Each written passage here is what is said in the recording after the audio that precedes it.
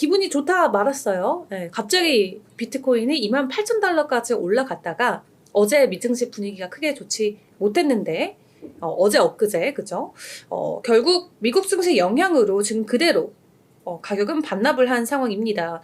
이 미국 노동부가 지금 구인 건수와 관련돼서 발표를 했는데 지금 구인 건수가 급증했다라는 이야기가 나오면서 금리 상승, 금리 인상에 대한 우려가 다시 한번 암호화폐 시장까지 강타하는 모습이 나왔습니다.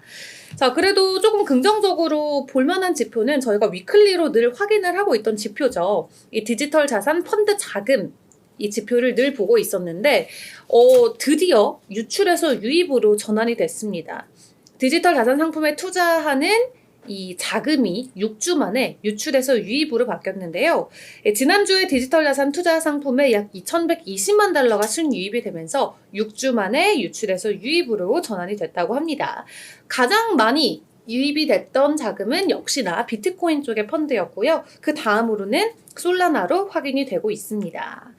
자, 그리고 비트코인 숏에 이 베팅하는 상품에서는 150만 달러가 유출됐다라고 하는데, 지난주에 아무래도 비트코인의 가격 상승이 있었고, 그리고 다시 한번 조금 비트코인 위주로의 움직임이 나오면서 이 숏에서의 자금은 빠지고 오히려 롱에 베팅하는 자금들이 몰리고 있는 것 같습니다. 자, 지역별로 이걸 또 확인해 봤을 때 유출 지역은 미국이 1등이라고 하고요. 그 다음에 스웨덴이 2등으로 그 뒤를 따랐다고 합니다. 반면 유입을 기록한 국가로는 독일, 그 다음에 캐나다, 그 다음에 스위스 이렇게 확인을 해 보실 수 있겠는데요. 아시아 국가들보다도 이렇게 유럽권이나 북미 쪽에서의 자금 유입과 유출이 활발하게 이루어졌던 한 주였다 생각해 볼 수 있겠습니다. 자, 그리고 이 현물과 파생상품 거래량을 본다라고 하면은 3분기, 분기별로 놓고 봤을 때 지금 최저치입니다. 2020년 이후의 최저치예요. 2020년 4분기까지는 3분기보다 높았는데 지금 3년 전의 3분기와 올해 3분기가 거의 비슷한 거래량을 보여주고 있습니다. 지금 이 하늘색으로 칠해진 게 파생상품이라고 보시면 되겠고요. 이 검은색 부분이 현물이다 생각을 해주시면 될 것 같은데 어쨌든 거래량이 3년 이전 수준까지 내려갔다라는 부분 크게 긍정적인 부분은 아니겠지만 지금 우리 시장이 얼마나 위축이 되고 있는지를 보여줄 수 있는 지표가 될 수 있겠습니다. 자, 형이님도 어서오세요. 반갑습니다.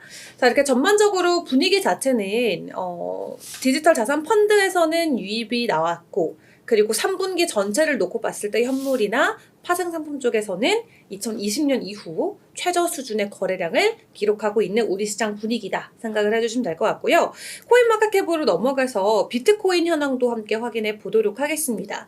일단 비트코인이 지난 한 주 동안은 그래도 오름세를 유지를 해주고 있는 모습입니다. 4% 오르면서 현재 27,000달러대 거래가 되고 있는데 전전날까지는 28,000달러를 일시적으로 돌파해주는 모습까지 나왔죠.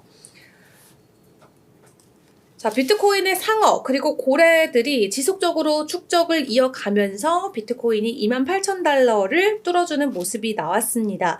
우리가 뭐 100개에서 1000개의 비트코인을 가지고 있으면 상어다. 그리고 1000개에서 10,000개를 가지고 있으면 고래다. 이렇게 표현을 하곤 하는데요. 지난달 초부터 이렇게 큰 고래들 그리고 상어들의 대형 지갑에 11억 달러 상당의 비트코인이 축적이 된 것으로 확인이 됐습니다. 고래 주소수들의 보유량이 많은 만큼 네트워크에서는 강한 영향력을 가질 수밖에 없는데요. 이들은 9월 초부터 순 매수세를 계속 이어가면서 비트코인을 매집한 것으로 확인이 됐습니다.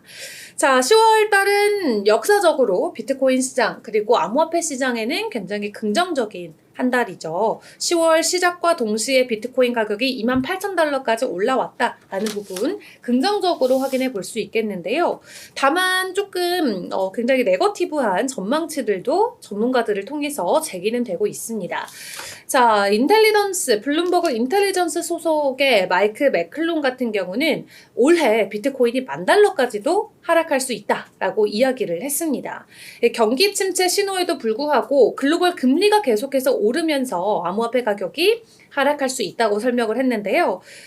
지금 다시 한번 미국 같은 경우도 은행권 쪽으로 해서 파산 위기와 관련된 이야기들이 계속 나오고 있고, 이제 뱅크 오브 아메리카 같은 경우도 다시 한 번의 금리 인상 혹은 이렇게 고금리가 지속적으로 이어지게 된다면 상당히 위험한 구간에 놓일 수 있다라는 리스크가 제기가 되는 만큼 이런 매크로적인 불안감, 매크로적인 리스크가 결국에는 올해 비트코인의 가격을 $10,000까지도 하락시킬 수 있다라는 전문가의 전망치를 뒷받침해주는 것 같습니다. 자, 그리고 거래소에서 비트코인을 가지고 있는 보유량도 5년 내 최저치라고 합니다. 그렇지만 이런 부분이 오히려 강세장으로 갈 수 있는 가능성을 시사할 수 있다라고 하는 거죠.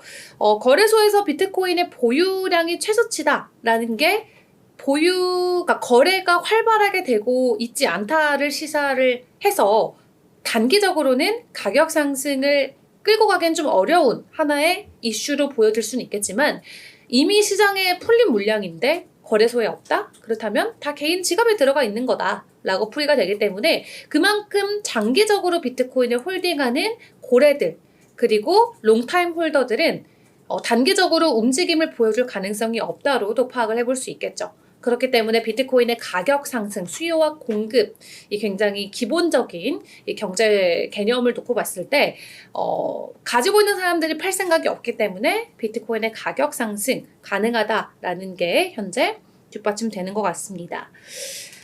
자, 그리고 지금 비트코인의 현물 ETF 승인을 다시 한번 SEC가 연기를 했습니다. 하지만 긍정적인 신호는 있었다. 라는 게 최근에 블룸버그의 에릭을 통해서 제기가 되고 있는데요. SEC가 비트코인 현물 ETF 승인을 보류하면서 상장 신청 서류와 관련된 문제를 해결하기 위해서 발행인의 의견을 요구했다라는 부분이 현재 확인이 됐습니다. 이는 지연 혹은 침묵이라는 전형적인 거부 패턴이랑은 다른 모습이라고 하는데요.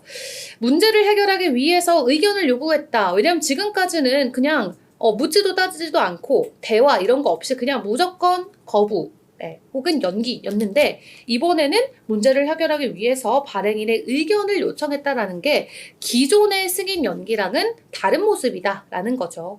그렇기 때문에 이번에도 다시 한번 연기는 됐지만 앞으로 쭉 이 암호화폐 비트코인 현물 ETF 승인과 관련된 승인안들이 준비가 돼 있기 때문에 이러한 움직임의 변화가 앞으로에 오는 비트코인 현물 ETF 승인에는 긍정적인 부분으로 조금 비춰질 수 있겠다라는 부분입니다.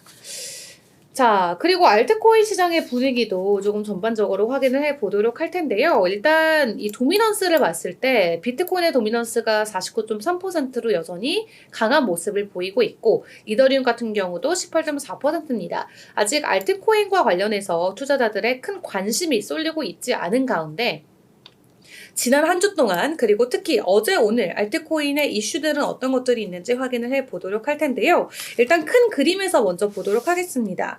자, 지금 이게 블록미디어에서 이 암호화폐 가격 그리고 커뮤니티 데이터를 일주일 동안 수치를 매겨서 만들어낸 이 데이터 지표인데요. 이더리움이나 솔라나 같은 종목들에는 조금 관심이 집중되는 모습이 나왔고 시바이누라던가 그리고 도지코인 이런 민코인들은 여전히 투자자들에게 침묵을 받고 있는 상황이라고 합니다. 특히 지난주 동안 솔라나나 체인링크와 같은 이런 네트워크 토큰의 상승이 굉장히 두드러졌었죠. 가격 상승이 나오면서 이 SNS에서의 검색량이라던가 이런 참여도도 함께 올라가는 모습이 나왔다라고 하는데 지금 파란색으로 표시된 이 플러스 구간에 있는 코인들은 비트코인, 이더리움, 솔라나, 그리고 시바이누, 그리고 바이낸스 코인, 그리고 폴리곤, 체인링크 정도가 되겠습니다. 체인링크는 그래도 민코인인데도 불구하고 지난 일주일 대비해서는 SNS의 참여도는 올라간 모습을 보여주고 있네요. SNS에서의 언급수가 높아지면 암호화폐에서는 그만큼 관심이 많이 투자자들이 갖고 있다로 판단을 하면서 이런 SNS 데이터도 함께 확인을 하곤 하는데요. 전반적으로 좀 하락세를 보였지만 몇몇 코인들 특히 체인링크와 솔라나에서 강한 SNS 상승이 보여졌다 라는 부분만 확인을 해보시면 될 것 같습니다. 그리고 시가총액 상위 100개 종목 중 안에서 올 한 해 동안의 연간 상승률이 100%가 넘는 종목이 3개가 나왔는데요. 첫 번째가 놀랍게도 메이커입니다. 185% 올랐고요. 비트코인 캐시가 143% 많이 올랐어요. 그죠? 메이저 알트코인들 중에서는 가장 높은 상승률을 보여줬었고 특히 6월 달에 122%한 번에 크게 오르면서 올 한 해 동안의 상승분을 143%를 기록을 하고 있습니다. 솔라나 같은 경우도 100%가 넘는 상승분을 보이는데 지금 하반기 들어서는 계속 하락 추세를 이어가고 있지만 올해 1월 달에 140% 한 번 큰 폭으로 오름세를 보이면서 연간 기준으로는 아직까지도 세 자릿수 이상의 상승 흐름을 가져가고 있는 모습인데요. 생각보다 많지 않죠. 왜냐면 주식 종목으로 놓고 봤을 때는 글쎄요, 세 자릿수 이상 오른 종목들이 상당 부분 2차 전지라던가 이런 좀 특정 산업군에서 특정 섹터에서 많은 오름폭을 보이는 종목들이 나왔는데 일단 코인 쪽에서는 100% 이상의 상승률을 보여준 게 해종목밖에 없다라는 것은 전반적인 약세장에 이어지고 있다로 풀이를 해볼 수 있을 것 같은데요. 그래도 6위권에 보면은 비트코인이 이름을 올리고 있습니다. 63% 오름세를 보여주는데 그래도 비트코인이 연초 대비 60%의 가격 상승을 보였다라는 부분은 조금 긍정적인 부분으로는 풀이를 해볼 수 있겠습니다. 이제 3개월 정도밖에 남지 않았는데 2023년 이 꾸준한 성과를 보여주는 종목 마지막 12월에는 어떤 종목들이 이름을 올릴지 확인을 해보셔야 될 것 같고요. 우리가 쉬는 동안에 이더리움이 이 선물 ETF를 출시를 했습니다. 다만 거래량이 우리가 기대했던 것만큼은 높지 않았다라고 하는데요. 이더리움의 선물을 기반으로 한 ETF가 출시가 됐는데 비트코인 선물 ETF에 이어서 두 번째로 출시가 된 거고요. 많은 기대를 했음에도 불구하고 거래량 같은 경우도 별 의미가 없었고 그리고 이더리움 가격 같은 경우도 큰 가격 상승 랠리를 보여주지 못했다라고 합니다. 지금 프로쉐어즈나 바네크, 비트와이즈 등 여러 가지 증권사에서 8개 ETF를 동시에 출시를 한 상황이고요. 이더리움이 처음 출시가 되고 그날 정오를 기준으로 $200만 정도의 선물 ETF가 거래가 됐다고 합니다. 그렇기 때문에 비트코인이 처음 출시됐을 때 비트코인 선물 ETF보다는 이더리움의 선물 ETF의 거래량은 확실히 떨어지는 모습을 보였다라고 하는데요. 왜냐면 비트코인 같은 경우는 처음에 보였을 때 굉장히 열광적인 환영을 받았었고 비트코인 가격도 $6만 오르면서 실질적인 가격에도 큰 영향을 미치기도 했습니다. 그래도 이 이더리움 ETF와 관련해서 앞으로의 수요는 더 있을 것이다 라는 전망치가 나오고 있는 만큼 이더리움 선물 ETF와 관련해서 이 현물 가격에 어떤 변동성이 나올지에 대한 부분 조금 기대감을 가지고 더 지켜봐도 될 것 같은데요. 이더리움도 현물 ETF 준비를 하고 있는 만큼 현물 쪽에 조금 더 큰 기대를 걸어보시는 것도 좋겠습니다. 자, 빨다님 어서오세요. 반갑습니다.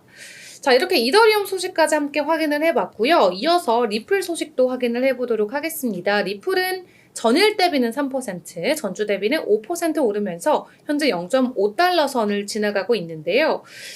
지난 1주 동안은 가격 상승을 보여줬음에도 불구하고 좀 한 달 기준으로 큰 그림으로 봤을 때는 가격 하락이 이어지고 있는 모습이 나오고 있죠. 리플 같은 경우도 지금 고래들의 매도가 이어지면서 리플의 가격 하락이 나오고 있다라는 분석이 나오고 있는데요. 지금 토큰 언락이 예정이 돼 있기 때문에 그거와 관련돼서 대응하기 위해서 고래들이 매도세를 이어가고 있다라고 합니다. 지금 대형 투자자들의 움직임을 추적하는 웨일 알러트에 따르면 이 한 고래 주소가 비트스탬프 거래소로 리플을 1,470만 달러어치 이 개수로 확인을 하면은 2,850만 개의 리플을 현재 트랜스퍼한 게 확인이 됐다라고 하고요. 지금 이게 중앙화 거래소로 옮겨졌기 때문에 이 고래가 코인을 판매하기 위해서 코인을 옮겼을 것이다 라는 가능성이 높이 점쳐지고 있는 상황입니다. 이런 큰 물량들이 거래소에 쏟아지게 된다라고 하면은 리플의 일시적인 가격 하락까지도 나올 수 있는 상황이 될 텐데요.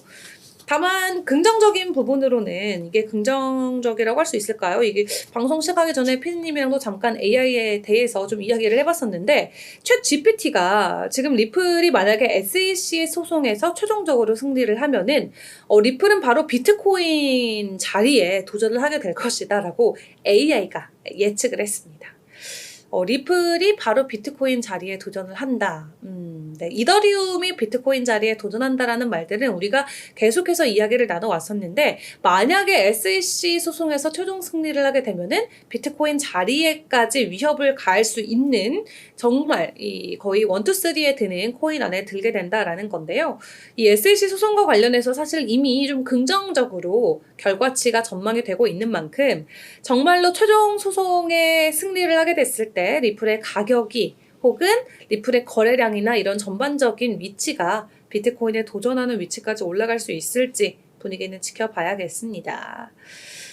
자, 리플 같은 경우는 이렇게 좀 긍정적인 부분이 있지만 일단 언락을 앞두고 조금 투자자들이 위축하는 모습을 보여주고 있는 것 같고요. 또 상위 종목들 중에서 조금 유의미한 이 이슈가 있었던 게 이 폴리곤 매틱을 확인을 해 보셔야겠습니다. 폴리곤 매틱 같은 경우는 지금 전일 대비는 1%지만 일주일 전 대비는 거의 10% 가까운 상승분을 보여주고 있습니다.